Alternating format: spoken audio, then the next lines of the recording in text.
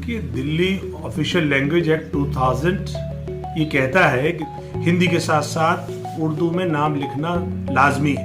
जो उर्दू में थाना लिखा हुआ होता था, पुलिस स्टेशन लिखा हुआ होता था, वो हटा दिया गया और एक ये निंदनीय है, इसकी हम निंदा करते हैं। जामिया नगर थाने में जो साइनेज हटाया गया है उर्दू का, ये बड़ा ही अफसोसनाक है कि दिल्ली ऑफिशियल लैंग्वेज एक्ट 2000 ये कहता है कि दिल्ली के जितने भी सरकारी दफ्तर हैं, चाहे वो थाने हो या और दूसरे सरकारी महकमे हो, उनके बोर्ड पे हिंदी के साथ साथ उर्दू में नाम लिखना लाजमी है। इसी तरीके से जो भी एप्लीकेशंस उर्दू में आती हैं उनका उर्दू में जवाब जाना या उर्दू में एप्लीकेशन एक्सेप्ट करना भी लाजमी है।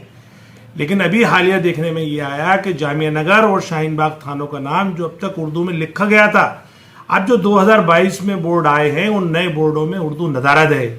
तो आखिर ये क्यों है, इसको लेके हमने बाकायदा कमिश्नर ऑफ पुलिस दिल्ली को एक मेमोरेंडम दिया है और डीसीपी से मुलाकात की और डीसीपी ने हमसे कहा भी कि ठीक है, हम इसको जरूर चेंज कराएंगे, ये हमारा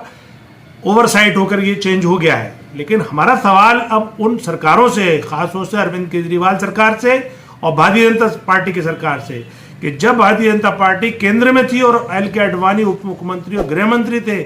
उस टाइम पे दिल्ली सरकार के पहल पर ये अधिनियम पास हुआ था और उर्दू और पंजाबी को दिल्ली की सेकंड ऑफिशियल लैंग्वेज बनाया गया था। तो आज आखिर भारतीय जनता पार्टी जो केंद्र में बैठी है, जिसके अंडर में दिल्ली पुलिस आती है, वो इस उर्दू के साथ पक्षपातपूर्ण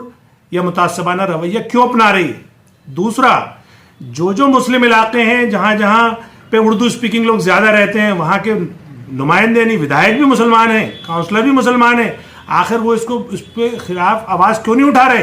क्यों नहीं दिल्ली सरकार को मजबूर कर रहे हैं कि जो उसके अंडर में महकमे आते हैं, चाहे वो दिल्ली मेट्रो हो या दिल्ली की अपने पीडब्ल्यूडी हो या दूसरे महकमे हो, उनमें भी उर्दू गायब है।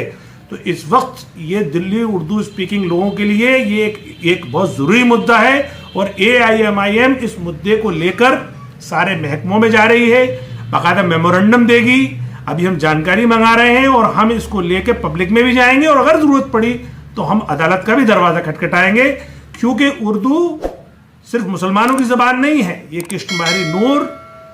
और मुंशी प्रेमचंद की जबान है, इसको फिराक गोरखपुरी और मिर्जा गालिब की जबान है, ये हिंदुस्तानियों की जबान है। आखिर इसमें हमारा एक बहुत ही बेशकीमती खजाना, एक कल्चर